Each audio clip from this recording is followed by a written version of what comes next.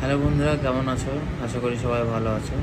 হঠাৎ করে কোনো সমস্যা হয়, হঠাৎ করে মানে আপনি এরকম বসে আছেন, হঠাৎ করে যদি ভয় পেয়ে যান বা হঠাৎ করে কোনো অসুস্থ হয়ে পড়েন কোনোভাবে, হঠাৎ করে আপনার কোনো কিছু হোক, যা কিছু হঠাৎ করে আপনার জ্বর এসে যাওয়া, হঠাৎ করে ঠান্ডা লেগে যাওয়া, হঠাৎ করে ভয় পাওয়া, হঠাৎ করে ভূতের ভয় পাওয়া, হঠাৎ করে অজ্ঞান হয়ে যাওয়া, হঠাৎ করে মানে হঠাৎ করে কোনো কিছু যদি হয়, তাহলে একটা মেডিসিন আপনি নেন, আপনার সমস্যার সমাধান হয়ে যাবে। মেডিসিনটার নাম হচ্ছে অ্যাকোনাইট 30।